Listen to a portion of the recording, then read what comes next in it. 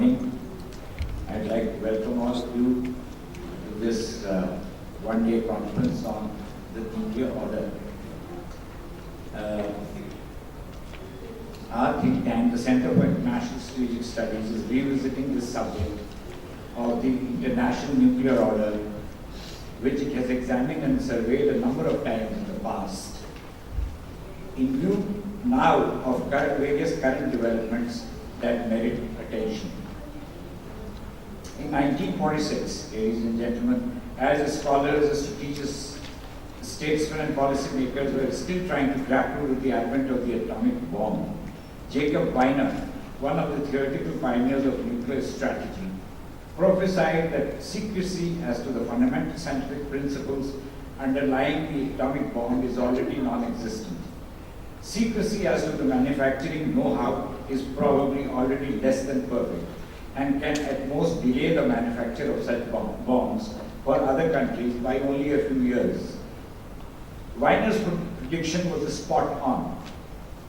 Before the decade was over, the Soviet Union had acquired this new weapon of mass destruction, and by 1967, three major powers had also acquired nuclear weapons capabilities. These countries, termed the first-tier nuclear states, set out to establish an international nuclear order that would seek to ameliorate the dangers of nuclear proliferation that Weiner and many others had anticipated, while allowing for a mechanism where countries could have access to peaceful uses of nuclear energy.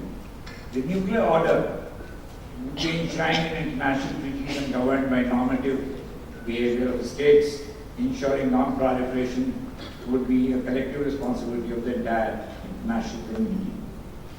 It worked for some years, but nuclear proliferation did not stop, and the states not eligible to be legally defined as nuclear weapon states, NWS, as stated in Article 9 of the NPT, also acquired nuclear weapons, followed by credible delivery systems and nuclear doctrines.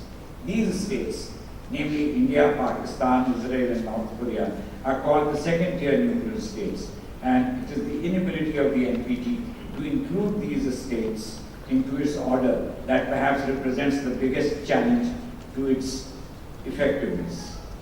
Other challenges to the Non-Proliferation Treaty in particular, and other treaties that underlie the international nuclear order, also need our attention. Of these, the stalemate in the entry into force of the Comprehensive Test Ban Treaty and the stall in FMCT negotiations are such challenges. The Voluntary Nuclear Trade Group, the NSG, also poses a crucial challenge to the existing nuclear order. More importantly, efforts towards collective total disarmament have not yet yielded results. An active debate about the idea of the nuclear zero continues. Then there is the new initiative of the nuclear ban. Last year, the UN General Assembly decided by overwhelming majority to initiate negotiations on a treaty banning nuclear weapons. And this year, the General Assembly took up this and voted in favor of the nuclear ban treaty. This is an important development, but it still remains to be seen how fruitful it will be, given many states' reservations about the nuclear ban. Today, we are also faced by many immediate and serious issues, such as the lack of success in persuading North Korea to give up its nuclear program, and the continuation of the Iran P5+1 deal, which was signed in 2015. The nuclear order, hence, is at a crossroads where states have to decide what course of action is needed and address its shortfalls for the sake of ensuring the collective security of the entire international community. In my view, the international nuclear order suffers from one overriding shortcoming. It does not take into account the security aspect of the state behavior in regard to developing their nuclear programs. It is this factor that led Pakistan to acquire a nuclear weapons capability, and it is the major external factor that impels the states to develop nuclear weapons. There is widespread speculation, for example, that some more states may pursue new weapons acquisition in the years to come. This conference aims to discuss the issues in the contemporary nuclear order, the problems it currently faces, and the challenge of nuclear proliferation as it stands today. We are pleased to welcome Ambassador Inamul Haq as our chief guest and Madam Termina Jinjua as our keynote speaker. We have 3 sessions in today's program, each with 2 eminent speakers who will be speaking about different aspects of the nuclear order and related issues. I wish all the participants a fruitful discussion. Thank you.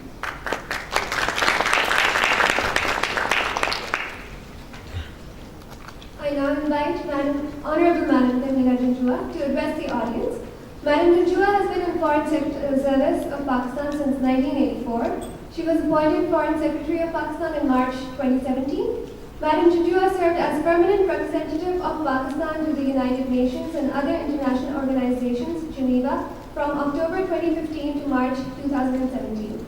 She served as a spokesperson of the Ministry of Foreign Affairs, Islamabad, in 2011 and was Pakistan's ambassador to Italy from 2011 to 2015. Ma'am?